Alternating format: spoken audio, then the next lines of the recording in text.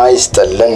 ይህ ፋስት ዴይሊ ነው። ሰላምታችን በያላችሁበት ድረስ እያልን በዕለቱ የተሰሙ ዋና ዋና ጉዳዮችን ወደ እናንተ ይዘን ቀርበናል። ቻናላችንን ሰብስክራይብ፣ ፕሮግራማችን ላይክ እና ሼር እንድታደርጉ እየጋበዝን የዕለቱን አበይት ዜናዎችን አስቀድመን እንጀምራለን። ህዝባዊ ወያኔ ሓርነት ትግራይ በውስጣዊ ሽኩቻ መወጠሩ ታወቀ።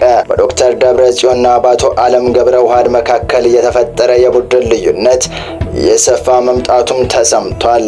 አቶ አለም ገብረዋህድ የህወሓትን ህጋዊነት ለማስመለስ እንታገል እንጂ ወደ ጦርነት መግባት የለብንም፣ የትግራይ ህዝባዊ ጦርነት ይበቃዋል የሚል አቋም እያራመዱ የብዙሃኑን ድጋፍ እያገኙ መምጣታቸው ታውቋል። በቀጠለው የህወሓት መሰነጣጠቅ አዳዲስ ነገሮች እየተሰሙ ሲሆን የተሰሙትን ጉዳዮች የምነግራችሁ ይሆናል። በሌላኛው መረጃችን ደግሞ የህወሓቱ ጀነራል ሻዕቢያን ማመን ቀብሮ ነው፣ እኛ ሻዕቢያን አናምነውም ስለማለታቸውም እና ይህን ንግግር ያደረጉበትን መድረክ በቀረበላቸው ጥያቄ ተደናግጠው ሳይጨርሱ ለቀው ስለመውጣታቸው የተሰማውን እንዲሁም በትግራይ እየተካሄደ የሚገኘውን የህወሓት ሰራዊት አመፅን የሚያባብስና ህወሓትን መቀመቅ ውስጥ የሚከት አንድ ከባድ ውሳኔ ፌዴራል መንግስቱ ስለመወሰኑ የተሰማ ሲሆን ውሳኔው ምንድነው የሚለውንም አብራችሁ እስከ መጨረሻው ስትቆዩ በዝርዝር የምናስደምጣችሁ ይሆናል። አብሮነታችሁ አይለየን እያልን ወደ መረጃዎች ተሻገርን።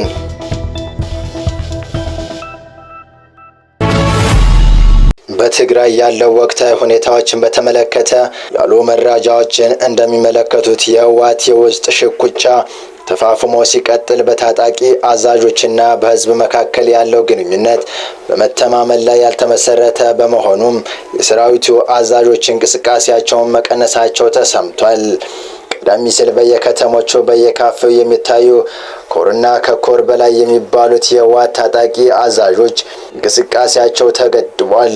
በየካፌዎቹ እንደ በፊት የሚታዩት ሲሆን እንቅስቃሴያቸውን መኪኖች ሰሌዳ አልባ እንዳደረጓቸው ተመልክቷል። ቀደም ሲል ያላጃቢ ጭምር የሚንቀሳቀሱ ቢሆንም አሁን ግን ያላጃቢ በየትኛውም ስፍራ እንደማይንቀሳቀሱ ታውቋል። ከሰራዊቱ አዛዦች አንዱ የሆኑት ብርጋዴር ጀነራል ምግበይ ኃይለ በትናንትናው ዕለት የምዕራብ ግንባር አዛዦች አነጋግረዋል። በዚህም የአርሚ 17 አርሚ 13 እና አርሚ 11 ኮር እና ከኮር በላይ አዛዦች የተገኙበት ስብሰባ ብርጋዴር ጀነራል ምግበይ በህወሓት ላይ ያመጡትን የትግራይ ኃይሎች ማለትም ቲፒኤፍን ሐራ መሬት ያለው ሊያጠፋ የተነሳ ኃይል ስለሆነ ጠላታችን ነው በማለት በግልጽ መልእክት ያስተላለፉ ሲሆን በዚህ መድረክ ሻዕቢያንም አናምነውም ማለታቸው ተመልክቷል። እኛ ከሻዕቢያ ጋር የተጣመርነው ፖለቲካ እንጂ አምነነው አይደለም በማለት ማነጋገራቸውን የስብሰባ ምንጮች ገልጸዋል። ስብሰባው እንደተጠበቀው በመግባባት ያልተጠናቀቀ ሲሆን ጀነራል ምግበይ ህመም ተሰምቶኛል በሚል አቋርጦ መሄዳቸው ታውቋል።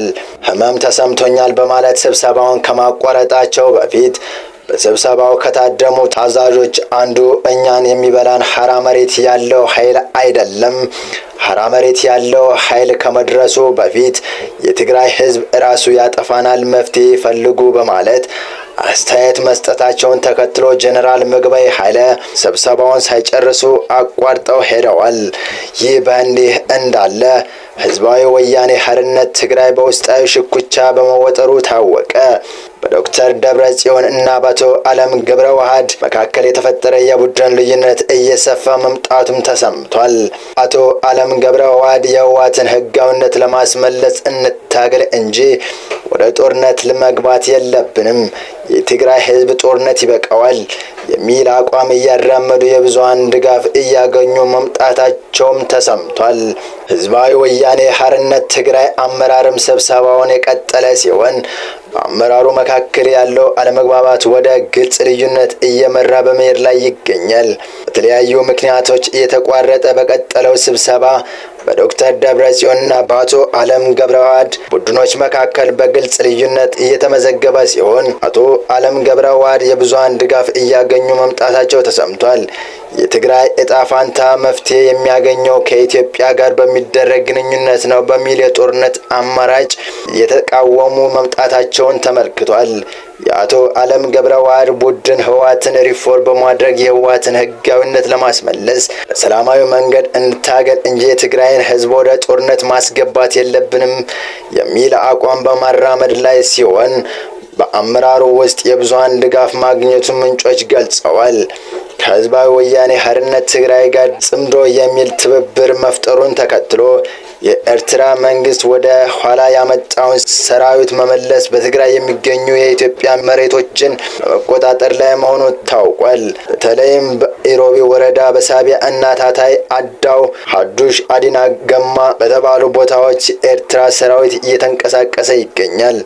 ከህወሓት ጋር ትብብር መፍጠሩን ተከትሎ የኤርትራ መንግስት የሳበውን ሰራዊት መልሶ መንቀሳቀሱና የኢትዮጵያ መሬቶችን እየተቆጣጠረ መገኘቱ ጸምዶ ፈረሰ እንዴ የሚል ጥያቄ በህብረተሰቡ ዘንድ እያነሳ መሆኑን ተመልክቷል። በተያያዘ ዜና በትግራይ ያለው የጸጥታ ሁኔታ የኢትዮጵያ ካቶሊክ ቤተክርስቲያን የዓለም አቀፍ ማህበረሰብ ሚና እየጠቀሰች መሆኗ ተሰምቷል። በአዲግራት የኢትዮጵያ ካቶሊካዊት ቤተክርስቲያን ኃላፊ ብፁዕ አቡነ ተስፋ ስላሴ መድህን ግጭትን ለማስቀረት በአዲስ አበባ የሚገኙ ኤምባሲዎች ጥረት እንዲያደርጉ በቤተ ክርስቲያናቸው ስም ጥሪ ማቅረባቸው ተመልክቷል። ዲፕሎማቶች የትግራይ ሁኔታ በአካል ተገኝተው እንዲታዘቡ እንዲሁም በሽምግልና ሂደት ተዋናይ የነበሩ ሰዎችንም እንዲያነጋግሩ ጥሪ ማቅረባቸው ታውቋል። ዲፕሎማቶችም ጥሪውን ተቀብለው በቅርቡ ወደ ትግራይ እንደሚጓዙ የቅርብ ምንጮች አመልክተዋል። በቀጣይ መረጃ ከፌዴራል መንግስት ለህወሓት ታጣቂዎች ይከፈል የነበረው ደሞዝ ከትናንት ዳር 7 2018 ዓ.ም ጀምሮ እንዲቋረጥ መወሰኑን ተሰምቷል። ክፍያው ሲፈጸም የነበረው ፕሪቶሪያ ስምምነት መሰረት ዲዲአር እስከሚተገበር ተብሎ እንደነበረም ተጠቁሟል። በጉዳዩ ላይ ከፌዴራል መንግስቱም ሆነ ከትግራይ ጊዜያዊ አስተዳደር ተጨማሪ መረጃ ለማግኘት የተደረገው ጥረት አልተሳካም።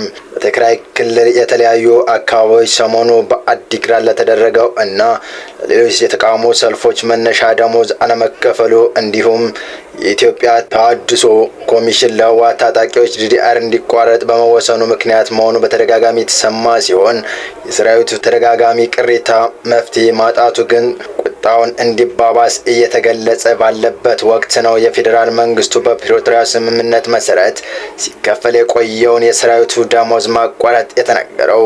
ከዚህ ደሞዝ በትግራይ ክልል በመቀሌ የህወሓት አርሚ 22 ኮር 3 ሰራዊት የተቃውሞ ሰልፍ እንዳካሄዱ የሚታወቀው ሲሆን ተቃውሞ ሰልፍ መነሻ ደሞዝ አለመከፈሉ እንዲሁም የኢትዮጵያ ተሃድሶ ኮሚሽን ለህወሓት ታጣቂዎች ዲዲአር እንዲቋረጥ በመወሰኑ ምክንያት መሆኑንም ምንጮቻችን በወቅቱ ገልጸው ነበር። የሰራዊቱ ተደጋጋሚ ቅሬታ መፍትሄ ማጣቱም የሰራዊቱን ቁጣ እንዳባባሰው እየተገለጸ ባለበት ወቅት ትግራይ ክልል ዳግም ጦርነት ይከሰታል በሚል የጨመረው የሸቀጦች ዋጋ ሰራዊቱን ድጋሚ አደባባይ እንዲወጣ ሊያስገድደው ይችላል እየተባለ ይገኛል። ይህንን የተረዳው የክልሉ ጊዜያዊ አስተዳደር የትግራይ ህዝብ ባለፉት 100 ዓመታት ተደጋጋሚ የወረራ ጦርነቶች ማስተናገዱን ተከትሎ ህዝቡ በህዝቡና በንብረቱ ላይ ከፍተኛ ኪሳራ ደርሶበታል ካለ በኋላ በእነዚህም ህዝብ ለማህበራዊ፣ ኢኮኖሚያዊ፣ ስነልቦናዊ ሌሎች ቀውሶች ተዳርገዋል ሲል መግለጫው ያወጣል። በእነዚህም ወቅቶች ውስጣዊ ችግሮችም ሲያጋጥሙ ማየት የተለመደ መሆኑን የጠቀሰው መግለጫው በቅርብ ጊዜ ወዲህ በአንዳንድ ነጋዴዎች እየተፈጠረ ያለውን ጉዳይ እንደ ምሳሌ አንስቷል። ጨምሮም ለሁሉም በክልሉ የሚገኙ የመንግስት ሰራተኞች ገና ያልደረሰውን የደሞዝ ማስተካከያ እንደ ሰበብ በመቁጠርና መሰረት የሌለውን የጦርነት ወሬዎችን በማሰራጨት ከህዝብ ይልቅ የግል ጥቅማቸውን የሚያሳድዱ ነጋዴዎች እይታ ነው ያለው መግለጫው፣ እነዚህ ነጋዴዎች የተጋነነ የዋጋ ጭማሪ በማድረግና መሰረታዊ ሸቀጦችን በመደበቅ ላይ እንደሚገኙ አስረድቷል። ይህ ደግሞ ህዝቡ ወደ ከፋና ውስብስብ ቀውስ ውስጥ እንዲገባ የሚያደርግ መሆኑን ገልጾ ችግሩን ለመቅረፍ እርምጃ ለመውሰድ መወሰኑን አስታውቋል። በመሆኑም ግልጽ የሆነ የንግድ ቁጥጥር ስርዓት ተግባራዊ እንደሚያደርግና በተለይ ሐሰተኛ የጦርነት ወሬዎችን በሚያዛምቱ ነጋዴዎች ላይ ንብረታቸውን እስከ መውረስ የሚደርስ እርምጃ እንደሚወስድ አስጠንቅቋል። አንዳንድ ነጋዴዎች በትግራይ ውስጥ ያለውን የገበያ ሁኔታ እንደፈለጉት እየነዱት ነው ያለው መግለጫ፣ ሁኔታው በዚሁ ከቀጠለ አደጋው ከባድ እንደሚሆን አስታውቋል። በዚህ ጉዳይ ላይ የሚወሰደውን የዲሲፕሊን እርምጃን በተመለከተ ለህዝቡ ወቅታዊ መረጃ እንደሚሰጥም ጭምር ገልጿል።